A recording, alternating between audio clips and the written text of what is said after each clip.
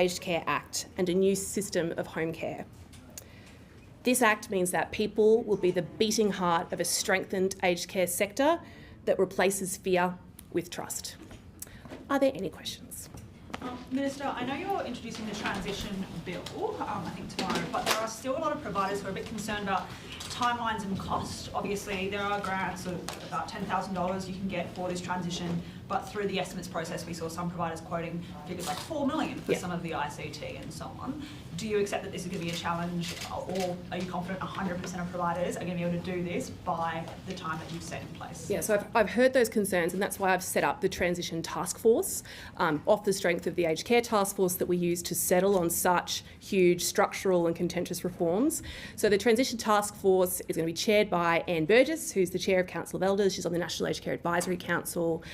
She is independent, and the point of the task force is to stress test these reforms. So people, whether you are a multinational provider or you are an independent, volunteer board-run cottage nursing home in rural Australia, you can bring your concerns to the Transition Task Force and have them stress tested so that everybody who needs a heads up gets that heads up as soon as possible. You would have seen we're bringing together all the different Australian government agencies who have a say in this.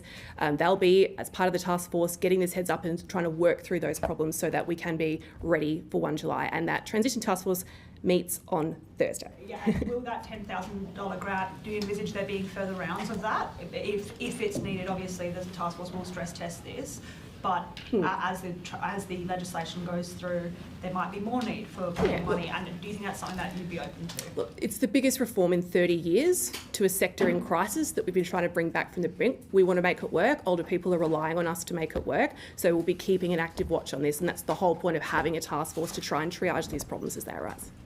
Just with the transition to the home care packages, obviously there's so many more levels. So how do you envisage people who are already on or getting into the new system, how is that transition going to work? Because it's going to be quite complicated, obviously. So as of the date of our aged care reforms, which was the 12th of September, everybody who was already on the national priority waitlist, who was already assessed or already on a package, will stay on their existing package. So the goalposts won't change for them.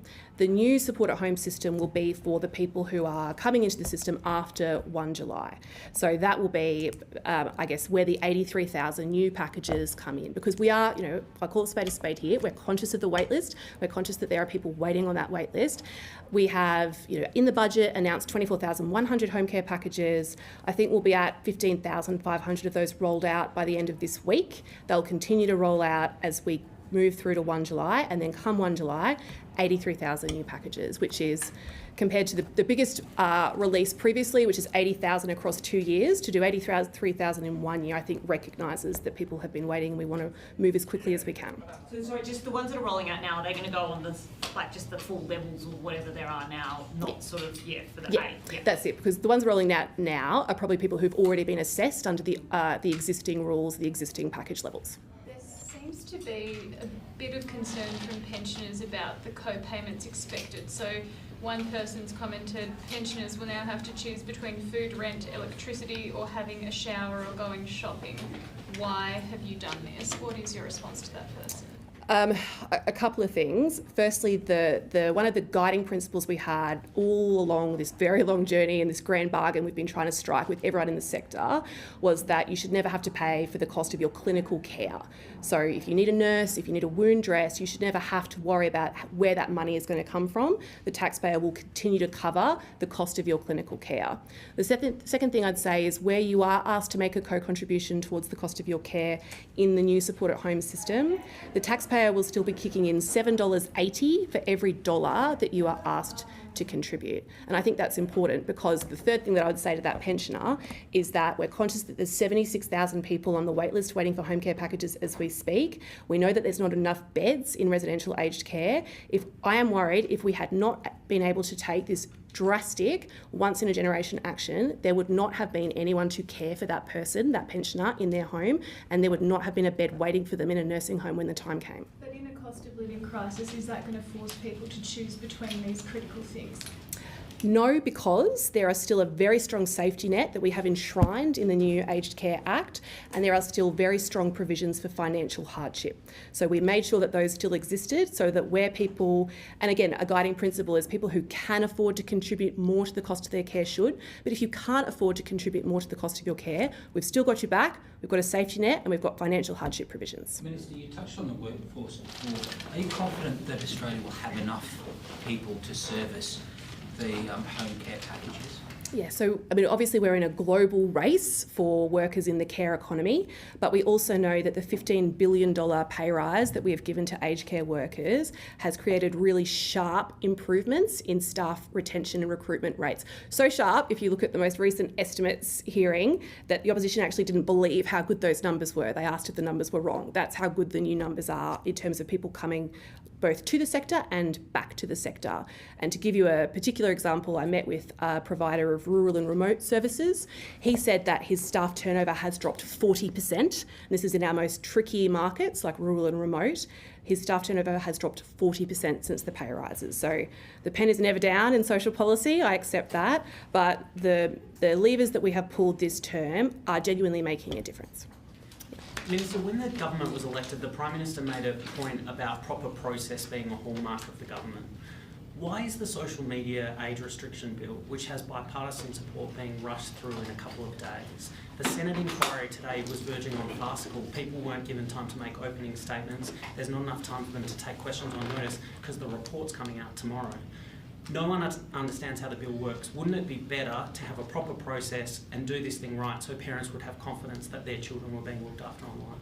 This is something that does come up at mobile offices for me when I do them. I just did one most recently in Zilmere, the north side of Brisbane. People are really worried about this, and I do think people want to see action on this before Christmas. We're about to reach school holidays, schools breaking up for the year in a way that we never experienced back in our day at school. They are still in touch with their friends and their enemies online outside of school holidays, and I think this is something where... into effect in time for the Christmas holidays. I think, no, I said I would like, parents would like to see action before the Christmas holidays. And this is something where, like you say, there is bipartisan support. So, I mean, this whole week is going to be a really tricky mix of moving where we can to try and deliver as much cost of living relief and as much measures that people want to see action on. But knowing that, there's a huge amount of bills that we've got to try and work through. But isn't aged care a great example of where collaboratively we've created once in a generation reform? Yes, go Tom. Aren't you concerned that it being rushed means it won't be good? It looks like people can't understand how it works in this. These are experts in the sector. Well, you're entitled to your opinion, Tom, but that's not necessarily the opinions of everybody. I mean, like I said, I'm getting parents asking me to do something now, and that's what we're trying to do. And the nature of social policy, the pen is never down. You can always come back and improve things, and that's why we've instituted a number of reviews in our Aged Care Act to make sure that all of these things are on track and can be improved as we get feedback from people as it rolls out. Minister, has Anthony Albanese been too mild in his approach to tackling anti-Semitism? Do you have any concerns that he needs to more strongly condemn anti-Semitism in the community? Not something that's come up at my mobile offices, and as the aged care minister, I have been 100% focused on a 555-page bill that represents the biggest reforms in a generation that have been much needed in a sector that has been in crisis for a long time and coming out of the brink. So, not Jewish constituents talking to at the moment about haven't had a single incoming on that in my mobile offices. Minister, it's been almost 18 months since Peter Murphy's inquiry recommended that you phase in a total ban on all gambling ads. Where now the year is completing with no legislation in sight, and if an election is called early next year, it might not be legislated on this side of the election. Was this caving into lobbying from the sporting codes, or couldn't Labor get this through its own backbench because everyone wants the partial ban toughened up? I think as both a friend of Peter and the Minister for Sport, I'm in a good position to tell you that this wasn't reform that was ready to go. And I say that as the Sport Minister, I've got concerns about how this is impacting sport integrity and how this is impacting our athletes who are being targeted by people because of this the development in this space, but also on the flip side, I've got national sporting organisations and professional codes who are worried about how this will impact the viability of their financial models. So on both sides that I need to look at, I think it needs more nuanced work, and I'm looking forward to continuing to work with Minister Rowland on the 31 recommendations of the Murphy report. On gambling, though, you say that there's lots of parents that want action now on social media. There's lots of parents, lots of other members of the Australian community that have been calling for action on gambling for a significant period of time. We're told today it's far too complex to bring forward before the end of the year, yet social media is complex. No one even knows how it will work. Why is aged care any different? Why shouldn't it be brought forward? Gambling. Why is gambling any different?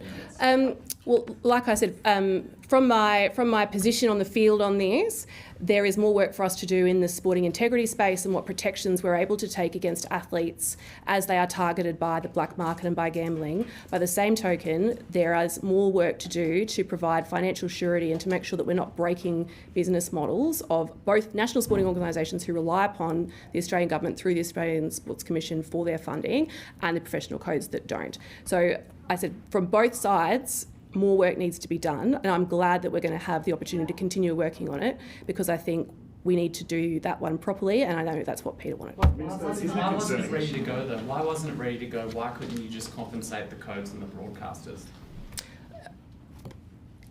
I guess there has been a lot of consultation on this, but it wasn't ready to go. More work needed to be done. We hadn't landed on a model where all different people and all different stakeholders from all different parts of the sporting sphere were able to accept it and able to, I guess, enact it as quickly as I think what you're looking for. Just on putting aside this legislation or when it will pass or if it will pass, isn't it concerning if we're in a situation where our sporting codes are so reliant on gambling revenue and gambling ad revenue that it poses an existential threat to them if it's removed? What's the question? Isn't it worrying? Isn't it worrying? Yeah. Well, I think hence the report, hence the inquiry. I think this is well identified as an issue that people want action on, but it's also one that has potential to have huge and significant unintended consequences if we don't do it properly. And as the sports minister, like I said, I've got arguments on both sides. I'm not confident that either of those had been landed in a way that we were ready to present to the Parliament, which we would then need to negotiate through both the House and the Senate, because like you've identified, the crossbench are particularly alive to this one. And I look forward to continuing work on it. There's 31 recommendations for us to continue to work on. I think by the level of incomings that various parliamentarians, questions in question time, everyone wants to keep working on it, and now we're going to have the opportunity to do that. Minister, if Parliament doesn't return next year before an election, will Labor actually have a finalised position on this to take to voters, or is it something that you'll say, oh, we'll keep consulting, we'll come back to you? Well, I guess that would require me knowing the date of the election, and I don't, so I can't give you an answer. And when do you expect that we will have an answer? Because this is something that the Communications Minister said before the end of this parliamentary term. It's clearly not going to happen. So when can Australians... Again, that would rely on me knowing when the parliamentary term is going to end, and I don't. But like I said, we're trying to get as much done in the final sitting week. I'm so proud that we've been able, in the aged care space, to deliver once-in-a-generation reform that will outlast all of us in the Parliament, probably with the notable exception of Bob Katter, who celebrates his 50th anniversary in the Parliament today. Happy anniversary, Bob. But this is first out of the blocks in the final sitting week of the year, possibly the most significant reform I know I'll ever get to work on, and I think something that all parties who work together collaboratively on structural, complex reform should be really proud of. Strong way to start the week. Everyone, appreciate it. Thank you. Sarah,